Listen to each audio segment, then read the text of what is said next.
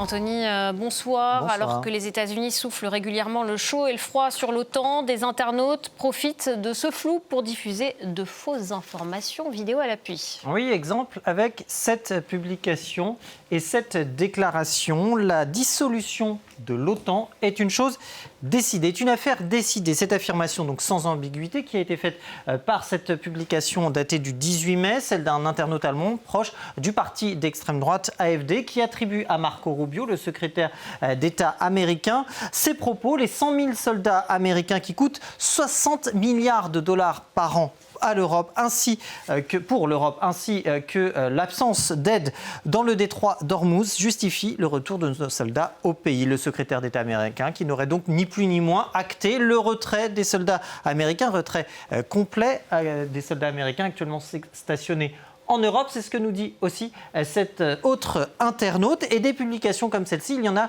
plusieurs, cumulant chaque fois des centaines de milliers de vues. Et en guise de preuve, à chaque fois, il y a cet extrait d'interview sur Fox News de Marco Rubio, donc le chef de la diplomatie américaine. Mais dans cette interview, jamais Marco Rubio n'évoque un retrait total des troupes américaines d'Europe. Effectivement, même si la séquence est tout à fait authentique, parce que cette interview a bien eu lieu. Nous sommes le 1er avril. Effectivement, le chef de la diplomatie américaine s'exprime sur Fox News. Et c'est vrai, ce n'est pas vraiment un secret. Il y formule en tout cas ses critiques envers l'OTAN, notamment après le refus de certains pays de l'Union européenne d'autoriser les États-Unis à utiliser leurs bases dans le cadre de la guerre en Iran. Sauf qu'il ne le fait pas tout à fait dans les mêmes termes que ceux employés par les internautes. Voici la retranscription de l'extrait en question. Quand nous avons besoin qu'ils nous autorisent à utiliser leurs bases militaires, leur réponse est non. Alors pourquoi sommes-nous dans cette situation ? C'est la question qu'il faut poser,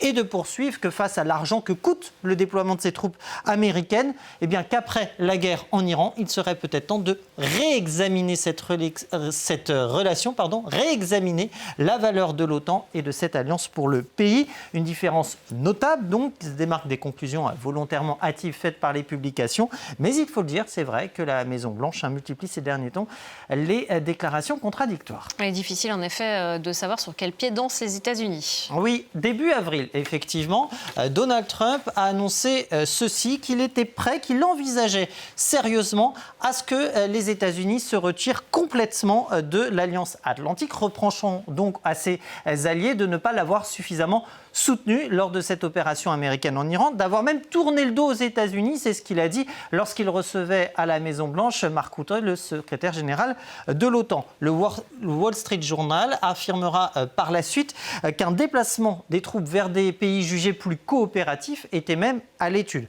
Et c'est vrai que ces dernières semaines, on a pu assister à des annonces de retrait partielle de la part des autorités américaines. Au début de ce mois, par exemple, le secrétaire d'État à la Défense, Pete Hegseth, annonce le retrait de 5 000 soldats d'Allemagne. C'est environ 15% de l'effectif stationné dans le pays. Le lendemain, Donald Trump affirme que ça pourrait même être plus que 5 000. L'Europe n'en avait pas été informée. Le 15 mai, un haut gradé américain fait savoir que les États-Unis annulent le déploiement de 4 000 militaires en Pologne.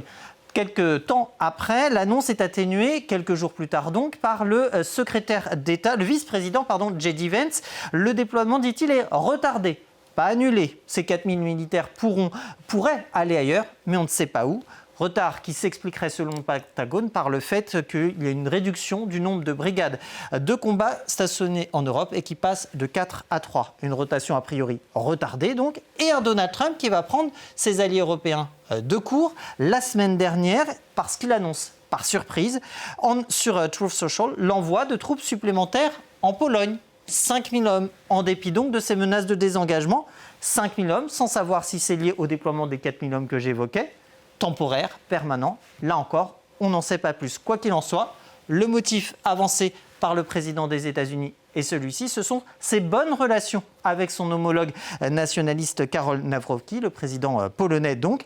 Ce n'est pas toujours facile de s'y retrouver, de l'aveu même de la chef de la diplomatie suédoise qui, elle, recevait à ce moment-là ses homologues de l'OTAN en vue de la préparation du sommet d'Ankara. Ce sera les 7 et juillet prochains. Des alliés européens donc pris de court par Donald Trump une fois de plus face à ces annonces tout autant désordonnées de la Maison-Blanche. Merci beaucoup Anthony Saint-Léger. C'était Info Intox.